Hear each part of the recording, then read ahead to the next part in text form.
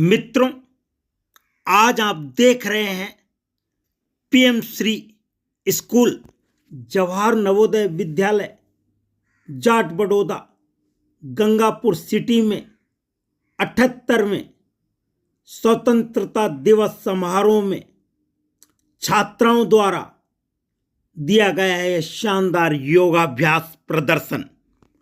हम देख पा रहे हैं जो कि छात्राओं की उस क्षमता को, उस शक्ति को दर्शा रहा है और कह रहा है कि बेशक इरादे बेजान हो जाएं, चाहे आवाज बेजुबान हो जाए, तुम देश हित में अपने उसूलों को रखना, ताकि हमारा भारत महान है और महान हो जाए और महान हो जाए। साथियों, हम देख रहे हैं योगाभ्यास जो कि योग के कई सारे अंग और प्रकारों को दर्शाता है, जिनके जरिए हमें ध्यान, समाधि और मोक्ष तक पहुंचना होता है। इन छात्राओं को तैयार करवाया है यह योग विद्यालय की शारीरिक शिक्षिका श्रीमती प्रीति सैनी द्वारा। योग शब्द तथा इसकी प्रक्रिया और धारणा हिंदू धर्म, जैन धर्म, बौद्ध धर्म में ध्यान प्रक्रिया से संबंधित है। योग शब्द भारत से बौद्ध पंथ के साथ चीन, जापान, तिब्बत, दक्षिण पूर्व एशिया और श्रीलंका में भी फैल गया है और इस समय सारे सभ्य जगत में लोग इससे परिचित हैं और इसका गुणगान कर रहे हैं। सिद्धि के बाद पहली बार 11 दिसंबर 2014 को संयुक्त राष्ट्र महासभा ने प्रत्येक वर्ष 21 जून को विश्व योग दिवस के रूप में मान्यता दी है। हिंदू धर्म, जैन धर्म और बौद्ध धर्म में योग के अनेक संप्रदाय हैं। योग के विभिन्न लक्ष्य हैं तथा योग के अलग अलग व्यवहार हैं।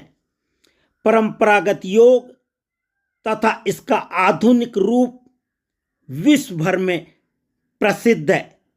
मित्रों, हम देख पा रहे हैं इन छात्राओं को जो कि आज न केवल गंगापुर जिले में, न केवल राजस्थान राज्य में, बल्कि पूरे भारत देश में अपने योग शक्ति को दिखा करके, योगाभ्यास को दर्शा करके कहना चाह रही हैं कि हम योग के माध्यम से बंधे हुए हैं और पूरे विश्व को बांध कर रखेंगे और पूरे विश्व में भारत की संस्कृति, सभ्यता को एकजुट होकर के दर्शाएंगे, दर्शा रहे हैं, ताकि हम पर कोई भी राष्ट्र उंगली उठाने की कोशिश न करे। योगाभ्यास में पुरुष ही नहीं, छात्र ही नहीं, छात्राओं का योगदान भी किसी से कम नहीं है।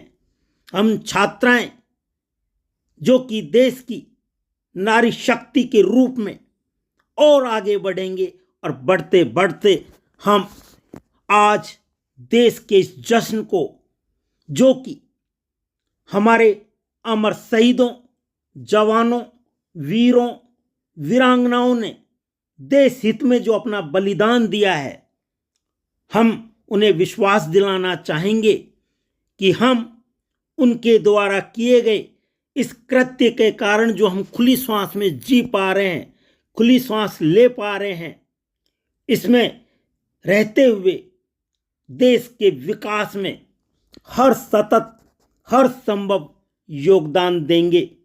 स्वयं का आत्मानुशासन में रहते हुए अपनी प्रतिभा को दिखाते हुए सद्व्यवहार से स्वयं का विकास करेंगे, स्कूल के साथ साथ समाज का, राष्ट्र का विकास करते हुए उसमें पूरा योगदान देंगे, तभी जाकर तो हम कह पाएंगे कि हे युवा, तू आशा है अपने माँ बाप के अरमान की।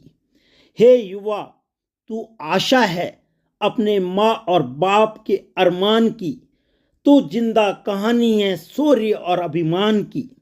हे युवा, तू अपनी ताकत को पहचान कर, क्योंकि तू जीती जागती तस्वीर है पूरे हिंदुस्तान की। तू जीती जागती तस्वीर है पूरे हिंदुस्तान की। तो क्या हम छात्राएं किसी से कम हैं? नहीं, हम वास्तव में जीती जागती तस्वीर है और आपके समक्ष हम प्रदर्शन कर रही हैं योगाभ्यास के माध्यम से अपने राष्ट्र के लिए। वर्तमान समय में अपनी व्यस्त जीवन शैली के कारण लोग संतोष पाने के लिए योग करते हैं। योग से न केवल व्यक्ति का तनाव दूर होता है, बल्कि मन और मस्तिष्क को भी शांति मिलती है। योग बहुत ही लाभकारी है। योग न केवल हमारे दिमाग, मस्तिष्क को ही ताकत पहुंचाता है, बल्कि हमारी आत्मा को भी शुद्ध करता है।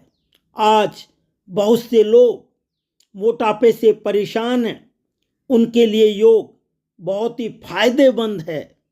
योग के फायदे से आज सब ज्ञात हैं, जिस वजह से आज योग विदेशों में भी प्रसिद्ध है।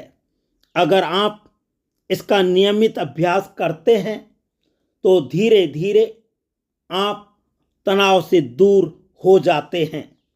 योग का लक्ष्य स्वास्थ्य में सुधार से लेकर मोक्ष प्राप्त करने तक है। अभ्यास करते समय शरीर की गतिविधि आसानी से हो, इसके लिए हल्के सूती और आरामदायक वस्त्रों को प्राथमिकता के साथ धारण करना चाहिए। थकावट, बीमारी, जल्दबाजी एवं तनाव की स्थितियों में योग नहीं करना चाहिए। दोस्तों, आप द्वारा प्रदान किए गए अमूल्य समय के लिए बहुत बहुत धन्यवाद एवं आभार।